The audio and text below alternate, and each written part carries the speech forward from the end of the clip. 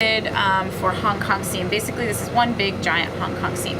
So what we're going to do is we're going to match our notches. And when you're interfacing, I already folded these just so I didn't have to go over. You can leave this flat.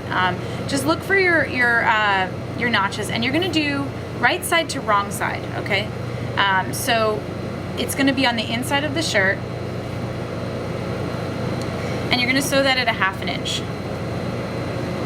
It's not the end of the world if you end up doing wrong side to wrong side, but this will make it so that your top stitching is going to be on your right side, so it makes it so that you have control over how it looks. So again, right side to wrong side. So this is the right side going to the wrong side of the garment.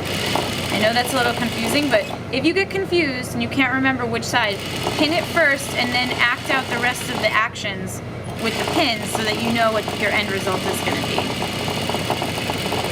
So we sew that at a 1/2 inch set straight down the center front, and then we're going to press everything away towards the placket like that. Oops. And we're going to press it over a 1/4 inch and then over on the fold line, which should be marked on your pattern. And so it's going to hide all of that stuff that we just made on the inside. I am going to go press this really quick just to kind of make sure that it is smooth, because you don't want this to be, well, actually I think I could do it without it. It's pretty folded. You want it to be pretty close on the other side, otherwise it's going to start to change the shape of it. But fold it over and fold it over. And then you're going to top stitch right on that edge.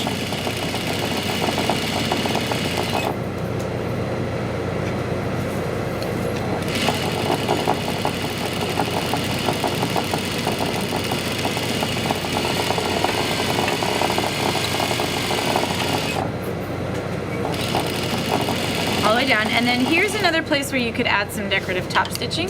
So you could do a decorative stitch on this edge as well.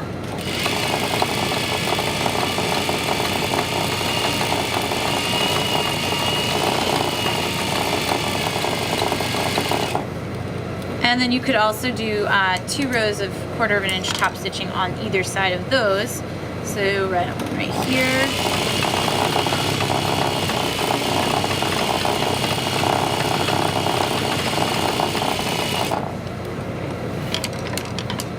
And then a second row right here. And again, this is extra credit. You don't have to do this top stitching, but you can see it kind of makes it look a little bit fun. It could also make it look kind of crazy, and if they're not even, it might look a little messy, but A for effort, it's okay. For something like that, it's just extra credit. So give it a try. I mean, the best way to learn how to control your stitch, again, is just practicing.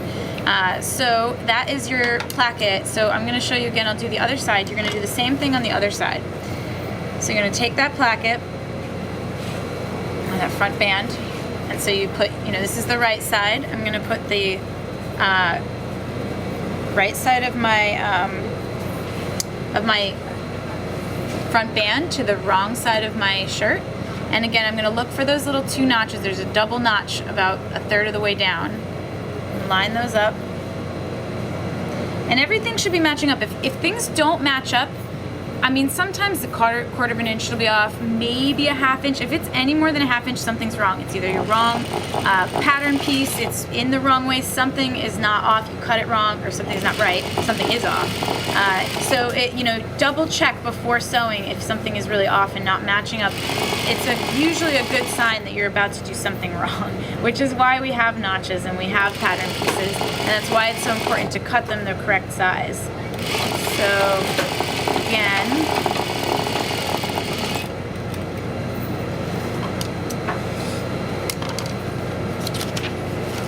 we're going to take that, just like the Hong Kong seam, we're going to press all of our guts in towards here.